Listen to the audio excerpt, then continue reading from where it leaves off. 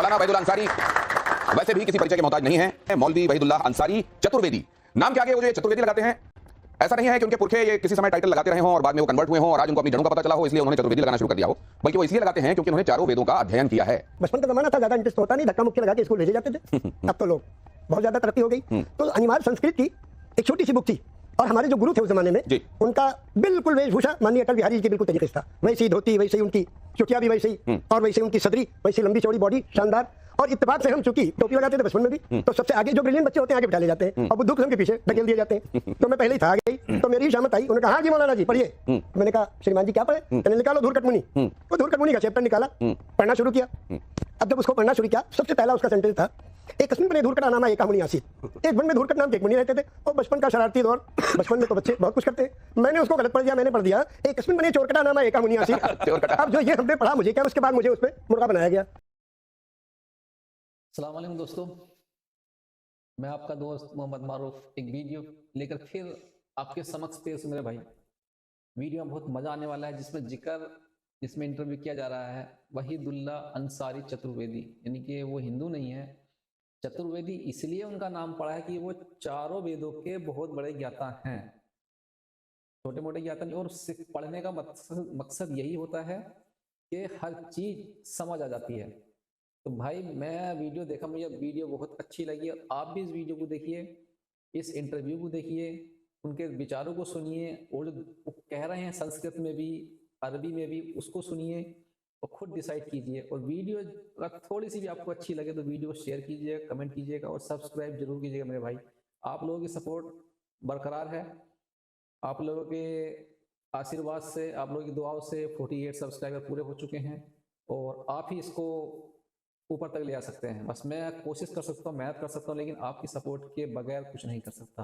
तो इसलिए फिर चलते हैं, वीडियो को शुरू करते हैं। Let's begin. मौलाना वहीदुल्ला अंसारी वैसे भी किसी परिचय के मोहताज नहीं है और अब तो आपको यह समझ में आ ही गया होगा कि धर्म संकट होता होगा उन लोगों के लिए जो धर्म में असल में संकट की तलाश में हमेशा रहते हैं, लेकिन जिन लोगों ने धर्म को पढ़ा है, जाना है, उसमें अंदर तक डुबकी लगाई है, उसको समझने का प्रयास किया है, वो संकट का समाधान भी निकाल कर ले आते हैं। ऐसे ही है मौलवी वहीदुल्ला अंसारी चतुर्वेदी, नाम के आगे वो जो ये चतुर्वेदी लगाते हैं, ऐसा नहीं है कि उनके पुरखे ये किसी समय टाइटल लगाते रहे हों और बाद में वो कन्वर्ट हुए हों और आज उनको अपनी जड़ों का पता चला हो इसलिए उन्होंने चतुर्वेदी लगाना शुरू कर दिया हो, बल्कि वो इसलिए लगाते हैं क्योंकि उन्होंने चारों वेदों का अध्ययन किया है और जो चारों वेदों का ज्ञाता होता रहा है उसी को चतुर्वेदी हमारे यहां कहा जाता रहा है। तो वो डिजर्व करते हैं कि वो नाम के आगे चतुर्वेदी लगाएं।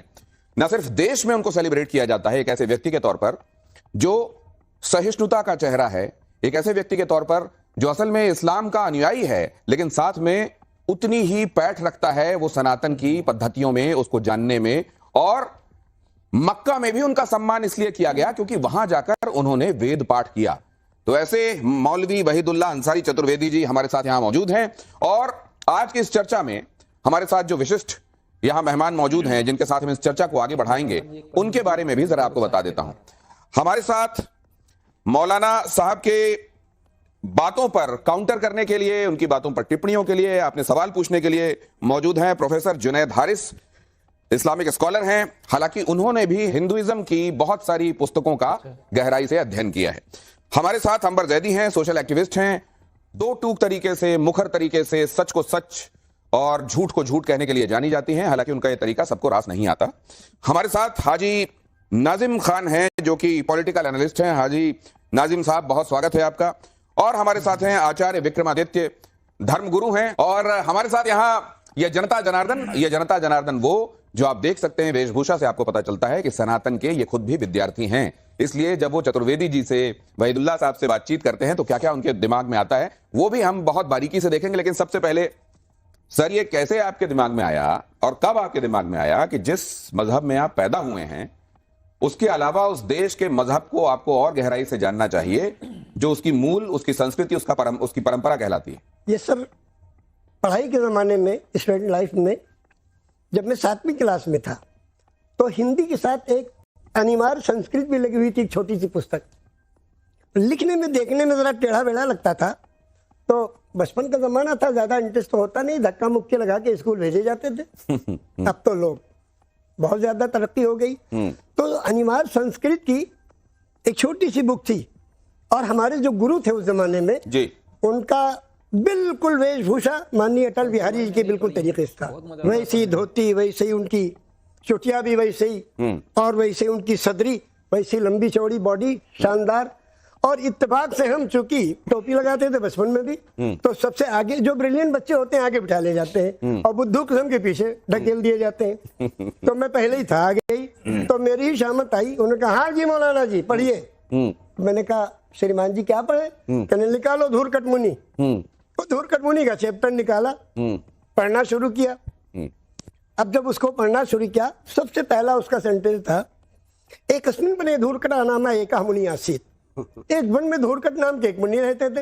वो बचपन का शरारती दौर, बचपन में तो बच्चे बहुत कुछ करते हैं। मैंने उसको गलत पढ़ दिया, मैंने पढ़ दिया एकस्मिन् वने चोरकटा नाम एकः मुनि आसीत्। चोरकटा। अब जो ये हमने पढ़ा, मुझे क्या मालूम कि ये बात कहाँ तक जाएगी। बचपन के जमाने में इतना नहीं लोग केयर करते हैं। तो पंडित जी ने कहा अच्छा वेरी गुड, बहुत अच्छा तुमने पढ़ा, जरा एक मेज लगाओ, दूसरी मेज लगाओ। 2 मेजें लगाई गई। उसके बाद मुझे उस पर मुर्गा बनाया गया। मैंने कहा वाह कितना बढ़िया शुभ काम किया हमने कि इतना सुंदर हमारा इस्तकबाल हो रहा है। तो फिर मेरे दिल को ये बात लगी कि नहीं, सही को सही, गलत को गलत समझना चाहिए। तो फिर मैंने उस पुस्तक को पढ़ा। उसके बाद जितनी धर्म ग्रंथें हमको मिली, तो जो मेरे यहाँ पेपर देता था उसने पेपर के साथ लाके एक हमको वाल्मीकि रामायण दे दिया, उर्दू में छपी हुई, बाबू मुनव्वर प्रसाद राणा की लिखी हुई 3 भागों में वाल्मीकि रामायण दिया। प्रथम भाग, द्वितीय भाग, तृतीय भाग उर्दू में। तो अच्छा लगा, उसको पढ़ा। एक तरफ मर्यादा पुरुषोत्तम श्री रामचंद्र जी की जीवनी और दूसरी तरफ स्टैच्यूज में सब दिखाया गया, दर्शाया गया। अच्छा लगा। जब हमें टाइम मिलता था पढ़ते रहते थे। फिर वाल्मीकि रामायण, तुलसीकृत रामायण और राधे श्याम रामायण, बजरंग विजय रामायण, आध्यात्म रामायण, भुषुंडी रामायण, अद्भुत रामायण, इत्यादि रामायण, सच्ची रामायण, पक्की रामायण, संग्राम रामायण, ये हमने 14 रामायण पढ़ डाले सीरियल वाइज। समय था, जवानी थी, स्टेमिना थी। हमने कहा अच्छी चीज तो अच्छी लगेगी, कोई भी गुड़ खाएगा उसको कड़वा थोड़ी लगेगा। और राम की वाणी है, राम की सुंदर जीवनी है। राम मर्यादा पुरुषोत्तम कैसे बने, कैसे लोगों को संदेश दिया और कैसे लोगों का उद्धार किया और कैसे पिता के वचनों का पालन करके और पूरी राज रियासत को ठोकर मार के वन में चले गए। ये सारा पढ़ा तो अंदर बड़ी अच्छी चीजें आई। तो फिर मैंने वेदों को ग्रहण किया, फिर ऋग्वेद, सामवेद, अथर्ववेद, यजुर्वेद, इसको भी पढ़ा। वो भी उर्दू में? नहीं, उसको हिंदी में पढ़ा। हिंदी में और संस्कृत में मिली जुली भाषा टीका सहित मार्केट में मिलती है। पैसे खर्च करो, ज्ञान तो किसी के बाप का है नहीं, जो चाहे ग्रहण करे। पैसे खर्च करो, अच्छे लोगों के पास जाओ, उनकी संगत में जाओ, ज्ञान मिलेगा। तो मैंने वो भी पढ़ा। जहाँ कहीं भटकते थे अपने बुजुर्गों से और अपने जो ज्यादा ज्ञानी लोग थे उनसे मदद ले लेते थे। तो मैंने ये भी पढ़ा। फिर 18 पुराणों को पढ़ा। श्री विष्णु पुराण, शिव पुराण, पद्म पुराण, स्कंद पुराण, गरुड़ पुराण, वायु पुराण, सूर्य पुराण, अग्नि पुराण, ब्रह्म वैवर्त पुराण, लिंग पुराण, वामन पुराण, उत्तरभूषण पुराण, काकभूषण पुराण, हरिवंश पुराण, देवी भगवत पुराण, भाष्य पुराण, भविष्य पुराण, मत्स्य पुराण, कल्कि पुराण, ये 18 पुराण मेरे। क्या बात। और फिर हमने उसके बाद जब वेदों के मंत्रों को खंगाला, तो अब जैसे वेद का एक मंत्र है, एकम ब्रह्म द्वितीयो नास्ते ने ना नास्ते किंचन, पूरे ब्रह्मांड का मालिक एक ही ईश्वर है, दूसरा कोई नहीं था, नहीं है, नहीं होगा, किंचन, किंचा भर भी नहीं, एकम एवं अद्वितीय, वो परमेश्वर, वो प्रभु अकेला है, कोई दूसरा उसका शरीक नहीं। स्वामी दयानंद सरस्वती ने उस परमेश्वर के 99 नाम संस्कृत में गिनवाए हैं। और पवित्र कुरान का जब पहला चैप्टर आप खोलेंगे तो 99 नाम अरबी में उस ईश्वर का भी है, जो अल्लाह से शुरू होता है। रहमान, रहीम, करीम, सत्तार, जब्बार, गफ्फार, माफ करने वाला, रोजी देने वाला, सबको ज्ञान देने वाला, सारी उसकी सिफात। 99 नाम इधर संस्कृत में है, 99 नाम अरबी में है। तो जब इतना प्यार है, इतना आपस में सारी चीजों में आपस में इतना जोड़ है, तो हम क्यों दूसरे को द्वेष देते हैं, क्यों प्रदूषण फैला रहे हैं? हम मनुष्य हैं, मनुष्यता का प्रतीक बने, इंसान है, उनसे कहते हैं प्यार और मोहब्बत को। लव बिगेट्स लव, प्यार दो प्यार लो। जितनी जोर से बाल फेंकेंगे उतनी तेजी से रिवर्स होगा। तो हम क्यों नहीं प्यार की बात, क्यों प्रदूषण फैलाते हैं? प्यार की बात करो। एक ही माता पिता की संतान है, सब एक ही जगह से आए, एक ही जगह जाना है। वसुधैव कुटुंबकम, हम सब एक माता पिता के संतान हैं और एक ही प्रभु ने भेजा है। इस संसार में जीवन यापन करने आए, सब अपना समय पूरा करके फिर वहीं लौट जाएंगे और एक एक सेकंड का, एक एक पल का उस मालिक को हिसाब देना पड़ेगा। क्या बात। आज ये कैमरा हमारे सामने है, हम शुरू से सबसे पैदा हुए हैं और जब तक हमारी अंतिम तिथि नहीं आती है मरने की, सब उसके कैमरे में है। वो नीली छतरी वाला हमको सबको देख रहा। जैसे आज इस प्रोग्राम को लोग देखेंगे, ऐसे वो मालिक सदैव से सभी को देख रहा है और उसने भेजा है इसलिए कि प्यार दो प्यार लो, प्रदूषण न फैलाओ। ये आप जब बात कह रहे थे कि प्यार दो प्यार लो, एक ही ईश्वर की संतान है हम सब, आपस में विद्वेष क्यों रखते हैं? मैं देख रहा था गला भी रुंध रहा था। और ये तब होता है जब आप किसी बात को दिल की गहराइयों से महसूस करते हैं, तब ये होता है कि आपकी आंखें नम होने लगती हैं। और ये भी हमने कई बार देखा है आप ही को कि रामचरितमानस की चौपाइयों का पाठ करते हुए भी इनका कई बार गला रुंधता है, आंखों से आंसू आते हैं। और भगवान के भक्त की पहचान क्या है शास्त्रों में जब इसका बखान है, तो ये स्पष्ट कहा गया है कि जब ईश्वर का आराधन करते हुए, उनका नाम लेते हुए आपकी आंखों में नमी आ जाए, अश्रुधारा बहने लगे, रोमांच होने लगे, पुलकित होने वाला एहसास होने लगे, तो समझ लीजिए कि आप ईश्वर के साथ कनेक्टेड हैं, उनके ध्यान के साथ एकाकार आपका हो रहा है। लेकिन आप जब ये बातें बता रहे थे, मैं सचमुच खुद भी रोमांच महसूस कर रहा था। जिस तरीके से पुराणों के नाम आप गिना रहे थे, इनमें से बहुत सारे पुराणों के नाम मुझे कहा जाए, मैं सनातनी हूं, हिंदू हूं, लेकिन अगर कहा जाए तो मैं ऐसे फर्राटे से नहीं गिना सकता जैसे आप गिना रहे थे। ये जब आपने पढ़ना शुरू किया, आपने उर्दू में पहले आपने बताया कि श्रीमद रामायण का पाठ आपने किया, वाल्मीकि रामायण, और आपने उसके बाद बाकी के ग्रंथ पढ़ने भी शुरू कर दिए, तो आपके घर वालों को ये पता चला होगा। सब लोग जानते थे, तो किसी ने रोका नहीं कि क्या कर रहे हो? ज्ञान किसी के बाप का है, कौन रोकेगा हमें? नहीं तो कहीं ऐसा तो नहीं हुआ कि किसी ने कहा हो कि तू काफिर होने की राह पे लगता है? कहने वाले कहते रहे बाबूजी, कहने वालों की बाबूजी आप जबान नहीं रोक पाएंगे, लेकिन कहने वाले कहते रहे, अपना काम करते रहे। लेकिन सर, यहाँ तो सिर्फ कहने तक बातें नहीं रहती, यहाँ तो क्या क्या जुदा कर देने की बातें होने लगती हैं। अब क्या कहा जाए, ये विडंबना है। हम नहीं समझते कि हमारा खून का ग्रुप मिल रहा है। हम जा रहे हैं कहीं सफर में, मंत्री जी भी जा रहे हैं, एक्सीडेंट हो गया, मंत्री जी को फौरन खून की जरूरत है। अब उसमें जो भी आदमी जिसका ग्रुप मिल जाएगा चढ़ा दिया जाएगा। वहां ना कोई अपर कास्ट होगा ना शेड्यूल कास्ट होगा। उसमें उस वक्त नहीं समझ में आता है कि हम ये क्या कर रहे हैं, कौन सा बीज हमने बोया है। इसलिए हम इंसान हैं, मानव हैं, मानवता का प्रतीक बने, सुंदर बातें कहे। तुम भी पियो हम भी पिए गंगा का पानी, प्यार के कटोरे में गंगा का पानी। तुम भी पियो हम भी पिए, रब की मेहरबानी, प्यार के कटोरे में गंगा का पानी। अभी गंगा का शुभ अवसर है, ये गंगा का पानी चल रहा है। महाकुंभ के अवसर पर गंगा जी के जल का आप जिक्र कर रहे हैं कि तुम भी पियो और मैं भी पीऊं, मोहब्बत के कटोरे में डालकर हम दोनों। लेकिन ये जो खुदाई हो रही है, हाँ, और मंदिर पता चल रहे हैं नीचे, इससे क्या क्या पता चलता है, क्या दिखता है? हम कभी इसमें गए नहीं, इसकी डीपली में, और ना हमने कभी इसमें इंटरेस्ट रखा। तो कहाँ मंदिर बन रहा, कहाँ मस्जिद बन रही, कहाँ क्या कर रहे हैं, तो हम ये कहते हैं ईश्वर का नाम लेना कहीं भी ले लो। अच्छा, ठीक ठीक, ये भी वो नहीं ठीक है। लेकिन अगर वो लोग जो कहते हैं कि हमारी आस्था का ये केंद्र रहा और इसको तोड़ा गया, हमारी आत्मा को आहत किया गया और इसके ऊपर मस्जिद तामीर कर दी गई, वो जिन लोगों ने किया उनके किए हुए को आप कैसा मानते हैं? नहीं, जहाँ किया गया वो गलत किया गया। किसी चीज को तोड़ के कोई दूसरी चीज उसमें बनाना जिससे किसी को तकलीफ हो, दिक्कत हो, ये गलत है। तो अगर इस बात की कहीं पड़ताल होती है जी, पड़ताल होने की कोशिशें शुरू होती हैं, और पड़ताल होती है, तो नाजायज तो नहीं है? नहीं, बिल्कुल नहीं नाजायज। ये नाजायज। इतनी बातें होने के बाद आइए अब इस डिबेट को ओपन करता हूं और शुरुआती टिप्पणियों पर अब अपने विशिष्ट मेहमानों का रिमार्क ले लेता हूं। हारिस साहब, आप भी अध्ययन करते हैं, आपने बहुत सारे हिंदू दर्शन का भी आपने अध्ययन किया है, बहुत सारी सनातन से जुड़ी हुई पुस्तकें भी आपने पढ़ी हैं। आपकी सोच वही है जो चतुर्वेदी जी की है, या आपकी सोच उनसे अलग? आपका इख्तलाफ है इनकी बातों से?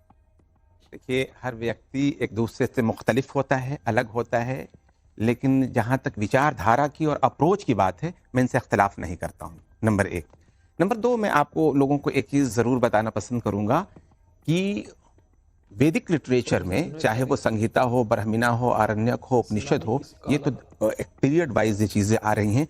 आपको मालूम होना चाहिए कि दुनिया के अंदर पहली बार मुसलमानों ने इसको ट्रांसलेट किया था पर्शियन में, और किसने किया था? दारा शिकोह ने किया था, और उसके बाद पूरी दुनिया जान सकी है उपनिषद को। दारा शिकोह की गर्दन किसने काटी थी?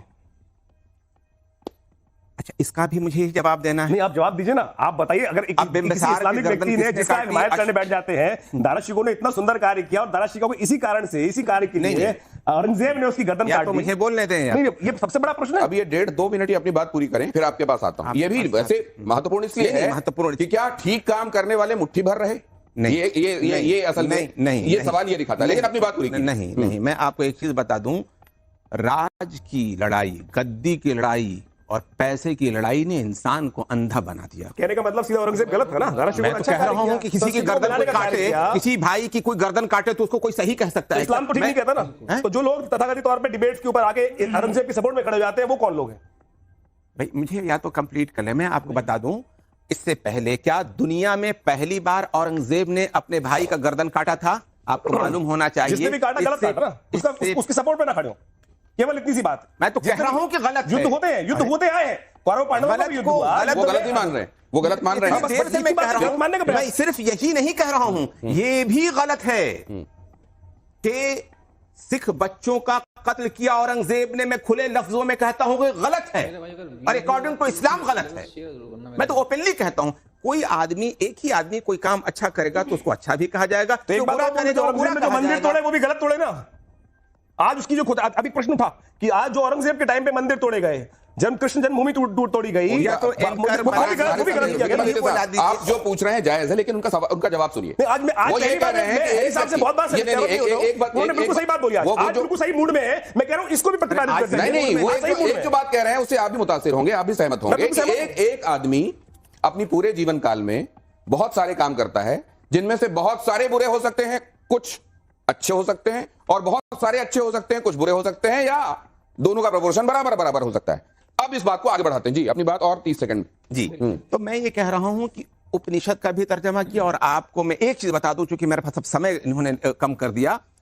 मैं जिस यूनिवर्सिटी में हूं 1920 में वो कायम हुई है, और आपको मालूम है उस यूनिवर्सिटी के अंदर, अभी तो आप इनकी बात कर रहे हैं, तमाम ग्रेजुएशन में जो स्कूल से बच्चे आते हैं कंपलसरी पेपर होता है, मदरसे से जो खास तौर से पढ़ करके आते हैं, इंडियन रिलीजन एंड कल्चर पढ़ना, हिंदुस्तानी तहजीब और उसका मजहब पढ़ना। एक महत्वपूर्ण बात प्लीज, आप सब लोग देखिए, फिर ये पुरुष प्रधान होने का आप लोगों पे आरोप लगेगा। अमर दैदी, मैं लेकिन एक बात समझना चाहता हूं, बहुत स्पष्ट यहां पे व्याख्या हो गई कि किस तरह के लोगों को आप सज्जन होने की श्रेणी में रखेंगे, उनकी पहचान क्या होगी, किस तरह के लोगों को दुर्जन माना जाएगा, कैसे लोगों को शरीफ माना जाएगा, कैसे लोगों को बदमाश बेकार माना जाएगा।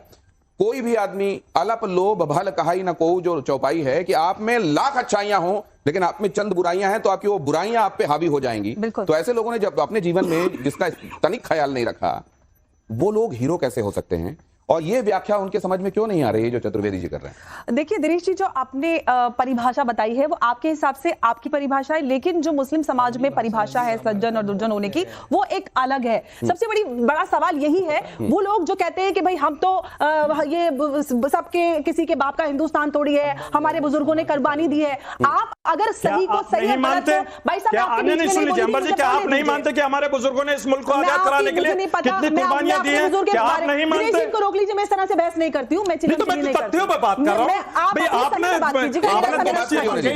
एक बार उनकी बात पूरी देखिए, मैं अपने बुजुर्गों के बारे में जानती हूँ और ये ऐतिहासिक है, जो भी है वो इतिहास में दर्ज है, मुझे आपके उसका नहीं समझ में आता। लेकिन अगर हमारे बुजुर्गों ने कुर्बानी दी थी, इसका मतलब ये थोड़ी ना है कि वो एहसान है। हम इस देश के नागरिक हैं, ये फर्ज है हमारा, हर एक बच्चे का, बड़े का। अगर जब हमारे देश को जरूरत पड़ेगी तो हम अपने प्राणों की आहुति देंगे। ये कोई एहसान नहीं है कि आप अगर यहाँ पे आप खूंटा गाड़ के बैठेंगे, वाले हैं हम बाई चॉइस वाले, बाई डिफॉल्ट वाले नहीं है। नहीं, हम बाई चॉइस वाले, बाई डिफॉल्ट वाले नहीं है। तो गए थे सबसे पहले वोट डालने के लिए, पाकिस्तान बनाने के लिए, जिन्ना। अरे सुन लीजिए अम्मा जी, हम तो कहते हैं कि हम बाई चॉइस वाले, हमारे बुजुर्गों ने इस मुल्क को चुना, गांधी जी की विचारधारा को सुना। भाषा है ना, यहाँ पे ना डालिएगा। आज डिजिटाइज वर्ल्ड है, सबको सारा ज्ञान है, तो यहाँ पे आप ये मीठे मीठे बाण ना चलाइए। सबको पता है कि आपको धोखा दिया था जिन्ना ने, इसलिए आप यहाँ पे रह गए। आपके किसी बुजुर्ग ने कोई चॉइस नहीं की। जिन्ना को मेरे बुजुर्गों ने, सुन लीजिए, जिन्ना को मेरे बुजुर्गों ने लात मार के भगा दिया था। ये मुल्क मेरे बुजुर्गों ने बाई चॉइस लिया है, बाई चॉइस, बाई चॉइस। सुन लीजिए, बाई चॉइस। अब ये बाई चॉइस कितना है, बाई चांस कितना है ऑडियंस को? शर्मा उज़ैरी के लिए यही कहना पड़ेगा, वरना ये थोड़ी ना कहेंगे कि जिन्ना जिसको इन्होंने वोट किया था पाकिस्तान बनाने के लिए, सबसे पहले विक्रमादित्य जी आपके पास आ रहा हूं, लेकिन एक बात मैं ये समझना चाहता हूं सर आपसे, ये तो देख रहे हैं आप, सनातन और इस्लाम, ये दो अलग अलग धाराएं हैं जो कभी नहीं मिलेंगी, या सनातन भी वही बात कहता है जो इस्लाम कहता है? सनातन ही सबसे पहले जो सीधे आसमान से पृथ्वी पर आया, आदिकाल से जो है, और जो अनादिकाल तक रहेगा, उसका नाम है सनातन संस्कृत में। और उसी में एक कीजिए इसको, जो सनातन धर्म में आसमान से आया उसी को अरबी में इस्लाम कहते हैं, सलामती के साथ, इस्लाम, प्यार और मोहब्बत के साथ, उसी का नाम अरबी में इस्लाम है। संस्कृत में सनातन है, जो सदियों से चला आ रहा है, आदिकाल से और अनादिकाल तक रहेगा इस्लाम। तो आप ये कह रहे हैं कि सनातन पहले आया फिर इस्लाम आया, या एक साथ दोनों आए? एक ही है, दोनों एक ही है, दोनों एक ही हैं विक्रमादित्य जी। देखिए, मैं अभी हमारे चतुर्वेदी साहब ने बहुत जबरदस्त इंटरप्रिटेशन दिया, मैं उसका बहुत बहुत धन्यवाद देता हूं कि आज ऐसे ही विज्ञान की आवश्यकता है। इस्लाम का मैं भी कदरदान हूं, लेकिन मैंने इस्लाम की एक डेफिनेशन कहीं पढ़ी, मुझे बड़ी अच्छी लगी। लाम जैसे केसु है मेरे शाम के, लाम जब लाम लिखा जाता है तो लाम जैसे केसु है मतलब मेरे शाम के, ना अहल है वो लोग जो ना कायल हो इस्लाम के। भगवान कृष्ण के जो बाल है ना, वो केसु जो है वो उसी प्रकार के लाम की तरह है जैसे लिखा जाता है। तो मेरा लाम लिखा जाता है इस प्रकार लिखा जाता है। तो मैं कहता हूं कि ये बहुत जरूरी है कि हम किसी धर्म का विरोध ना करें। लेकिन समस्या यह है, मैं चतुर्वेदी साहब से एक प्रश्न पूछूंगा। चतुर्वेदी साहब, यहाँ हैरिस साहब भी बैठे हुए हैं, प्रोफेसर साहब, सबने बहुत हिंदू धर्म को बहुत पढ़ा, इस्लाम तो पढ़ा ही पढ़ा आपने। मैं एक बात लिख के लाया, मैंने बहुत सोच समझ के लिखी। आपने सारे सनातन को पढ़ा, चतुर्वेद वेद भी पढ़े, उपनिषद पुराण, शायद मुझे उतने नाम याद नहीं होंगे, मैं इस घर में पैदा हुआ, सब कुछ हुआ जैसे गौतम जी ने बोला। क्या आपको कहीं एक जगह लिखा हुआ दिखाई दिया किसी विधर्मी की अधर्मी की गर्दन काट दो? सनातन के अंदर अधर्मी की गर्दन काटने को नहीं कहा गया, विधर्मी की गर्दन काटने को लिखा गया, विधर्मी की भी नहीं कहा गया। तो मुझे बताइए, तो इस्लाम के अंदर जो ये आयतें लिखी हैं, सूरा नंबर 998 जी, सूरा आयत नंबर 385, सूरा आयत नंबर 812, सूरा आयत नंबर 3, जिसके अंदर कहा गया कि गैर इस्लामी गैर मुसलमान को दोस्त मत बनाओ, अल्लाह गैर मुसलमानों का शत्रु है। ये इंटरप्रिटेशन कहां से आई? आज आवश्यकता है कि आप इन लोगों को सिखाइए, नाजिम साहब को सिखाइए कि ये जो आज तथाकथित तौर पर, मैं कहता हूं इस्लाम ऐसा नहीं है, मतलब कुछ और रहा होगा, कि जो आज इंटरप्रिटेशन मिल रही है वो बड़ी खतरनाक है, भयावह। मैं चाहूंगा कि आप बताइए कि सनातन में कहीं लिखा गर्दन काट दो?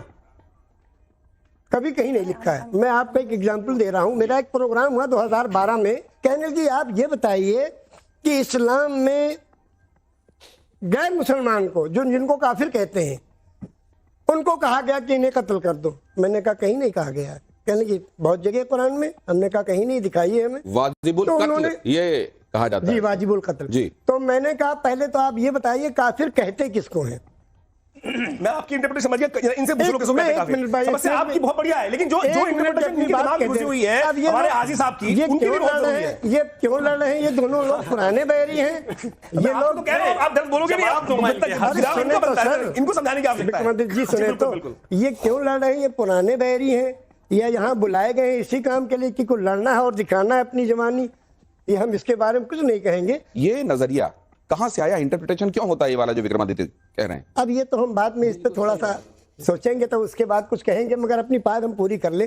तो मैंने वहां ईश्वर जी से ये कहा कि सर, मामला ये नहीं है कि किसी काफिर को या जो नास्तिक हो, अपने पैदा करने वाले को न माने उसकी गर्दन काट लो, ये नहीं है। मामला ये है कि एक जगह आग लगी है और कई हजार गांव जल जाएंगे, न जाने कितनी खेतियां नष्ट हो जाएंगी। आग लगी है, दमकल चला यहाँ से। अब कोई बेवकूफ आदमी दमकल के सामने हाथ यूं करके खड़ा हो जाए कि हम तो जाने नहीं देंगे, और दमकल अपना घंटा बजाते हुए जा रहा है उसमें। अब वो ड्राइवर को ये ऑर्डर है कि एक आदमी को बचाने के लिए इतना बड़ा नुकसान आप न रोकिए, आप इसको कुचलते हुए चले जाइए। तो जो लोग मानवता को आपस में लड़ाने में लगे हुए, जो खून के प्यासे हैं लोगों के, ऐसे लोगों को दंड दिया जाए और ऐसे लोगों की गर्दन काटनी चाहिए। ऐसे लोगों को न काटना चाहिए कि जो एक दूसरे के लिए हमदर्द हैं, उनकी तो सेवा में लगे हैं। नजारे से बड़ा नजरिया होता है ये जो बात कही जाती है। अब देखिए, आप नजरिया देखिए, यहाँ ये नजरिया अगर हो और ये नजरिया अगर परवेसिव हो, ज्यादातर लोगों में हो, व्यापक हो, तो फिर समस्या ही क्या है? लेकिन क्या ये नजरिया व्यापक है? मैं इस पर आऊं, उससे पहले जरा आपको यहां बुलाऊंगा। आइए यहां पर जरा खड़े होइए इस जगह पर, और इधर देखिए स्क्रीन में मैं क्या चला रहा हूं और उस पर अपनी टिप्पणी दीजिएगा। आप जरा ऐसे आइए, आपकी मदद करता हूं मैं। आपने जैसा कहा कि आप अक्सर डिबेट में और ये इन सब चीजों से दूर रहते हैं, लेकिन मैं तो बहुत स्वागत करूंगा कि आप अक्सर आया कीजिए और कम से कम लोगों का को नजरिया बनाने में मदद मिले। ये जब आप देखते हैं तस्वीरें, महाकुंभ का हम जिक्र कर रहे हैं, जब ये तस्वीरें आपको दिखाई देती हैं, 40-50 करोड़ लोग जहां पर जमा हो रहे हैं इस पूरे दौरान और स्नान कर रहे हैं और हर हर महादेव के नारे लग रहे हैं, आपको इस देश का वासी होने के नाते क्या लगता है? अच्छा लगता है, बहुत सुंदर वातावरण है, बहुत खुशी होती है कि अपने देश में कितना बड़ा प्रोग्राम है कि न जाने कहां कहां की दुनिया के कहां कहां के लोग आ रहे हैं और इसको देख रहे हैं, खुश होके जा रहे हैं और अपने पाप को धो रहे हैं। अपने मन को भी धो रहे तन को भी धो रहे और ऊपर से मन तन को धो रहे अंदर से मन को भी साफ कर ले तो क्या कहने ये हमारा जो भारत है बल्कि संसार बिल्कुल स्वर्ग हो जाएगा।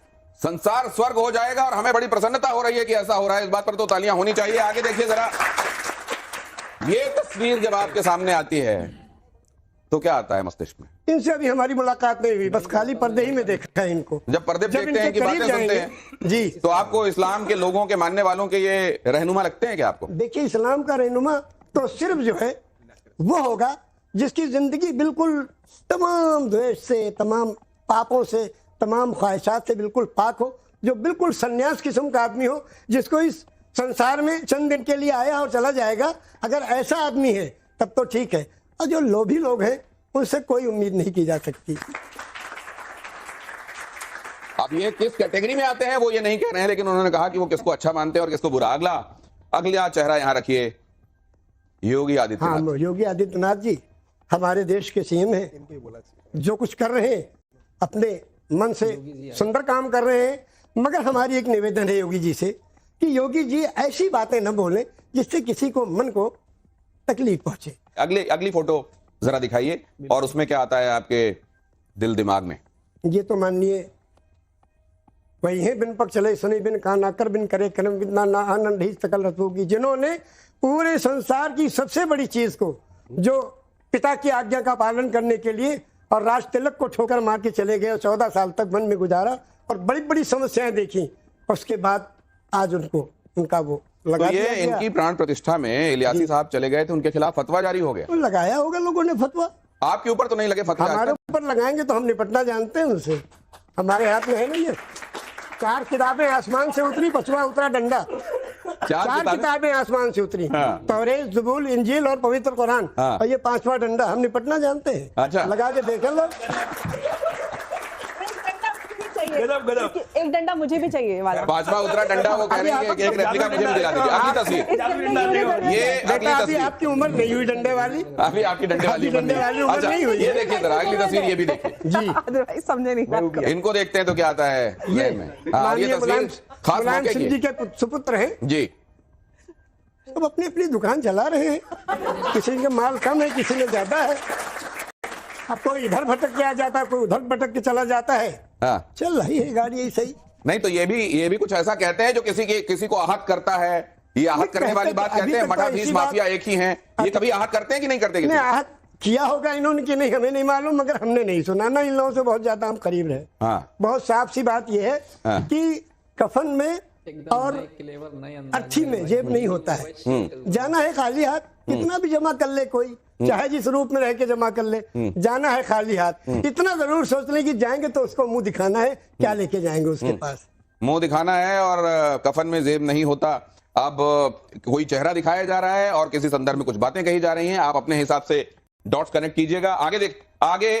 आगे ये भी कि आपका इतना अध्ययन है, तो मैं कुछ एक चीजें आपके सामने रखना चाहता हूं, और उसमें हालांकि ये थोड़ा सा एक तरीके का दुस्साहस है, गुस्ताखी है, लेकिन माफ कीजिएगा, वो इसलिए आवश्यक है कि आपका अध्ययन जब इतना ज्यादा है, इतने पुराणों के नाम आप फर्राटे से गिना रहे हैं, तो जरा हमारे कुछ दर्शकों को यह भी बताइए, तो और उनका भरोसा बढ़ेगा आपके अध्ययन के संदर्भ में। सुतीक्ष्ण मुनि के बारे में आपने सुना होगा जी, वो कौन थे, किसके शिष्य थे? अगस्त मुनि की। क्या बात, एक बार में आपको जवाब मिल रहा है, अगस्त मुनि के शिष्य थे। ये तो बहुत सारे सनातनियों ने भी शायद अध्ययन इस बारे में न किया हो। देखिए जरा अगला सवाल है, शंबूक वध का अक्सर जिक्र होता है।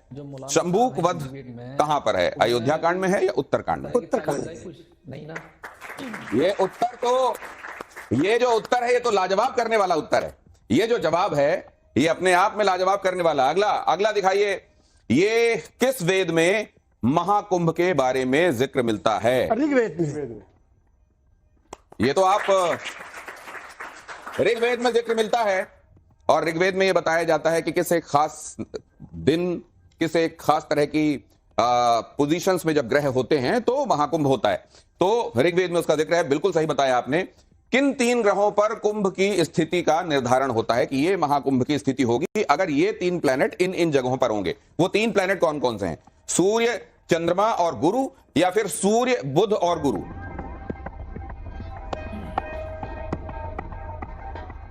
पूरे कंफर्म से तो नहीं कह सकते, मगर सूर्य के। कौन सा, ये वाला या वो वाला? ये जी। क्या बात है, सही बात। सूर्य चंद्रमा और गुरु, सूर्य और चंद्रमा जब मकर में हो और गुरु जब मेष में होते हैं तो उसको महाकुंभ की स्थिति कहा जाता है। आगे दिखाइए। रामचंद्र जी और सीता जी ने पहली बार एक दूसरे को कहां देखा था, पुष्प वाटिका या राज दरबार? पुष्प वाटिका में। ये तो अगर वो जो एक पर्टिकुलर गेम खेला जाता है उसमें अगर चले जाएं और ये सवाल हो तो मुझको लगता है ये अरबों जीत के आएंगे। ये तो आपने, ये तो 10 आउट ऑफ 10 हो गया। ये मतलब एक जो आपने आपके हिसाब से तुक्का लगाया वो भी तीर की तरह जाकर बैठा। कमाल है, आपको hats off to you sir, hats off. Please आइए अपनी जगह पर। मैं दो पंक्ति सुनाऊंगा कविता की, अगर आपकी अरे मोस्ट वेलकम। हाँ इजाजत है आप लोग? अरे साहब, आपको कौन इजाजत देगा? किसी को तकलीफ ना हो भाई। हाँ। कितनों के इस जमाने में किरदार बिक गए, किरदार बिक गए, कैरेक्टर। कितनों के इस जमाने में किरदार बिक गए, कौड़ी के भाव लाखों वफादार बिक गए। शाखों से गिर के कर ली गुलाबों ने खुदकुशी, गुलाबों ने खुदकुशी। शाखों से गिर के कर ली गुलाबों ने खुदकुशी, कागज के फूल जब सरे बाजार बिक गए। आर्टिफिशियल फूल 50 रुपए का, गुलाब बेचारा 2 रुपए का, क्या करे जाके मार्केट में। बिक गए। और किसमें वहीद दम है करे हक बयानिया, करे हक बयानिया। सच्ची बात कोई कहने को तैयार नहीं है, वो देखी बातें चल रही है। किसमें वहीद दम है करे हक बयानिया, जब साहिबाने झुब्बा दस्तार बिक गए। पंडित और मुल्ला जब बिक रहे हैं, माल खर्च करो, खरीदो, जिस पार्टी में चाहे बुला लो उनको। बहुत धन्यवाद, बहुत धन्यवाद। ये आपका प्रेम और स्नेह है। ये तस्वीर, ये है गंगा जमनी, ये है ऐतिहासिक तस्वीर, ये गंगा जमनी ऐतिहासिक तहजीब है। कितने प्रेम से मैंने अपना सम्मान, बहुत धन्यवाद, ये बहुत बड़ा अंग वस्त्र सम्मान मेरा है। ये अंग वस्त्र जब किसी को पहनाया जाता है तो बहुत बड़ा सम्मान जाहिर किया जाता है उसकी तरफ। और विक्रमादित्य जी से ये देखने के बाद कि जिन सवालों को सनातन के जानने वाले भी कई बार उस पर सोचेंगे कि इसमें सही उत्तर क्या होगा, उसका जिस तरीके से आपने फटाफट जवाब दिया और जैसे फिर आपने बाद में ये लाइनें कही कि अपना किरदार मजबूत रखो, क्योंकि किरदार की मजबूती अगर है तो बाकी चीजें आसान होती जाएंगी। विक्रमादित्य जी अंग वस्त्र नहीं देते जनरली लोगों को जी, वो जो देते हैं उनसे पूछे जिनको मिला है। ये मेरे पिताजी का अंग वस्त्र है। विक्रमादित्य जी जो देते हैं वो के पिता नहीं, वो हमारे भी रूहानी पिता। अरे ये जो दे देते हैं उसके बाद इनके खुद के हाथ में कई दिनों तक थोड़ा सा स्वेलिंग थी। तो आप आइए, इधर आइए। अब हमारी बेटी जो अगर इजाजत हो तो एक छोटी सी पंक्ति बिटिया के सामने भी। प्लीज अंबर जी, हमारी बेटी की तरह अंबर से आई है ना, ये अंबर जैसा किरदार है जिनका। बताइए, सुनिए। अभी इस तरफ न निगाह कर मैं गजल की पलके सवार लूं, अभी इस तरफ न निगाह कर मैं गजल की पलके सवार लूं। मेरा लफ्ज लफ्ज हो आईना, तुझे आईने में उतार लूं। क्या बात है। मैं तमाम दिन का थका हुआ, तू तमाम शब का जगा हुआ। शब समझते हो? मैं तमाम दिन का थका हुआ, जगा हुआ, मैं तमाम दिन का थका हुआ, तू तमाम शब का जगा हुआ। जरा ठहर जा इसी मोड़ पर, तेरे साथ शाम गुजार लूं। बेटा नाराज तो नहीं हुई? नहीं, ये तो प्यार में निकल आया अपनी बेटी के लिए, समझ लीजिए। शुक्रिया। ये 72 साल की आवाज आप सुन रहे हैं, तो बताओ 18 में हम कैसे रहे। लेकिन आपने जब 72 कहा तो ये आंकड़ा बड़ा खतरनाक है, 72 वाला। ये आंकड़ा 72। आइए आइए, आप आइए, आइए। अब मैं जरा ऑडियंस के कुछ सवाल ले लेता हूँ बहुत जल्दी से। ये बच्चे क्या जाना। हाँ प्लीज। जो पैदा होता है उसका अंत निश्चित है, तो इस्लाम धर्म कभी ना कभी पैदा हुआ, हिस्ट्री में पढ़ते हैं, तो उसका अंत निश्चित है। सनातन धर्म का ऐसा कोई नहीं है, तो इसके विषय में आप क्या कहना चाहोगे? पहली बात तो ये है कि इस्लाम और सनातन, थोड़ा क्विकली सर, हाँ, we are running short of time. अच्छा, इस्लाम और सनातन जैसा कि इन्होंने बहुत क्लियर किया कि अरबी और संस्कृत जबान का फर्क हो सकता है, मीनिंग के एतबार से नहीं। इसलिए इस्लाम के जो शाब्दिक अर्थ हुआ करते हैं, मैं वो बता दूं, सबमिशन के होते हैं, सरेंडर के होते हैं। एक बात सर, मैं मानता हूं आपकी बात, हाथ जोड़ के मानता हूं, लेकिन ऐसा क्यों होता है सर कि एक पर्टिकुलर रिलीजन से खुद को बताने वाले लोग मारने मरने में लगे हुए दिखाई देते हैं सर, ये टेक्निकल और दूसरे तरफ से जो वो लोग हैं वो सेवा का भाव लेके जाके गायों में भी वो ईश्वर देखते हैं, वो नदियों को भी माता मानते हैं, वो पेड़ों की भी पूजा करते हैं। हिंदुओं ने इस्लाम का क्या बिगाड़ा है? ये सबसे पहले बात है कि हिंदुओं ने इस्लाम का क्या बिगाड़ा? एक सवाल आप रखिए ताकि मैं पर्टिकुलर उस सवाल को लूं। प्रोफेसर साहब, सबसे पहले आवश्यकता यह है कि हिंदुओं ने, राम ने इस्लाम का क्या बिगाड़ किया जो आज इतनी दुश्मनी, आज तथाकथित तौर पर लोग इकट्ठे हो जाते हैं, मंदिर तोड़ दिए गए साहब, राम के मंदिर बनाने पे आज केस खड़े हो गए, कौन कौन लोग क्यों खड़े हो जाते हैं? कृष्ण के मंदिर पे खड़े हो जाते हैं, क्या बिगाड़ा हिंदुओं ने आपका? इस्लाम की टीचिंग, हिंदुओं ने क्या बिगाड़ा? इस्लाम की टीचिंग नहीं कह रहा हूं मैं, हिंदुओं ने क्या बिगाड़ा? किस हिंदू की बात कर रहे हैं? मैं कह रहा हूं हिंदुओं ने क्या बिगाड़ा? इस सनातन ने इस्लाम का क्या बिगाड़ किया? किस हिंदू की बात कर रहे हैं? किस हिंदू की बात कर रहे हैं? तमाम इस देश ने क्या बिगाड़ा? वो मूल प्रश्न खोल जाएगा अंबर जी, नहीं ऐसा क्यों है कि एक पर्टिकुलर रिलीजन को मानने वाले लोग ही ज्यादातर वो दिखाई देते हैं जो मार काट में लगे हुए हैं दुनिया में, और सनातन के संदर्भ में ये क्यों है कि वो पहाड़ों को भी पूछते हैं, पेड़ों को भी पूछते हैं, नदियों को भी पूछते हैं? एक सेकंड सर, आपको जानकारी मैं छोटा सा जवाब दे दूं। देखिए दिनेश जी, ये ऐसा तब होता है जब आप दारा शिकों की गर्दन काट देते हैं, मौलाना वहीदुद्दीन जैसे लोगों को आप दरकिनार कर देते हो, और औरंगजेब को आप रहमतुल्लाह अलैह मानते हैं, और जितने भी टेररिस्ट आउटफिट्स हैं ग्लोबली, वो किन किन सिलेक्टेड चीजों को उठाकर वो एक नफरत का एजेंडा प्रोपेगेट करते हैं, और उसके खिलाफ जितनी भी वर्ल्ड और इस्लामिक ऑर्गेनाइजेशन है उसका पॉजिटिव नैरेटिव नहीं लेके आती है, और जब भी इस पे डिबेट होती है तो कहते हैं कि नहीं इस्लाम ये भी इसको कंक्लूड करता हूं सर। एक बात का जवाब आपसे चाहता हूं चलते चलते कि इस्लाम में कुरान का इंटरप्रिटेशन ज्यादातर क्या लोग जो कर रहे हैं वो ठीक नहीं है, ये मानते हैं आप? असल में सब बात यह है कि पवित्र कुरान जो है वो अरबी जबान में है। हिंदुस्तान के तकरीबन 95% लोग हैं जो जबान को जानते नहीं, और जो पढ़े लिखे लोग हैं वो ग्रामर के एतबार से उसको जानना चाहते हैं, उनका अंदर का साफ नहीं, इसलिए क्लियर नहीं हो पा रहा है, तो उस पर अमल ही नहीं कर रहे हैं वो। आप चलते चलते ईश्वर की एक स्तुति आपके मुंह से बड़ी अच्छी लग रही है सर, एक स्तुति कोई और जिसके साथ हम इनको कंक्लूड करेंगे। उससे पहले मैं आप सभी का धन्यवाद करता हूं, बल्कि अगर आप साथ में साथ दे सकें। मंगल भवन मंगल, आइए आप सबको यहाँ निमंत्रित करता हूँ, जो इस प्रार्थना में शामिल होना चाहते हैं आ जाए। आरिफ साहब आप भी आ जाए, आरिफ साहब आप भी आ जाए, अगर आपको लगता है ईश्वर एक है विवेक तो आपको भी आ जाना चाहिए इस प्रार्थना में साथ में। राम कृपा बिन तो आपको आ जाना चाहिए यहाँ प्रार्थना। अगर ईश्वर सबका एक है तो आपको भी यहाँ प्रार्थना में आ जाना चाहिए। दिनेश जी देखिए, मैं पढ़ता हूँ ला इलाहा इल्लल्लाह मुहम्मद ला इलाहा इल्लल्लाह, कोई दिक्कत नहीं भाई, अभी समझाया, वही तो समझाया। मंगल भवन मंगलहारी का एक बार आप सब लोग पाठ कीजिए, आप लोग साथ में इसको स्वर दीजिए, और हम इसी में कंक्लूड करते हैं, क्योंकि इन बातों में तो पूर्ण विराम मेरे को लगता हुआ दिखाई नहीं देता। आइए, अभी हमारे जो मान्यवर ने ला इलाहा इल्लल्लाह पढ़ा है, मुहम्मद रसूलुल्लाह, उसको हम पढ़ रहे हैं संस्कृत में। अच्छा प्लीज। हाँ, ला इलाहा हरे पापम इल्ला लंबा परम पदम जन्म बैकुंठ प्राप्त अभी जपे नाम मोहम्मदम। आप देख लीजिए ऋग्वेद के 42वें पृष्ठ पे लिखा हुआ है, प्रॉफिट मोहम्मद का जिक्र है। चलिए ऋग्वेद के 42वें पृष्ठ पे आप पढ़िए सर। मंगल भवन अमंगल सुदशरथ अजर बिहारी। बहुत धन्यवाद आप सबका। ये आप सब लोग कुछ ना कुछ कहने के लिए उद्यत हैं। हाथ जोड़कर मैं आपसे कहना चाह रहा हूं कि वक्त पूरा हो गया है इस कार्यक्रम का। बहुत धन्यवाद, पधारने के लिए बहुत शुक्रिया आपका मौलवी साहब, इतनी दूर से आने के लिए। और आप कभी डिबेट में नहीं जाते, ये आपने बताया भी, लेकिन आपने गवारा किया और उसके बाद अपने दिल की बात आपने सामने रखी। और मुझको एक महत्वपूर्ण बात जो आपके बारे में लगी कि कोई आपसे ये भी पूछता है कि फर्क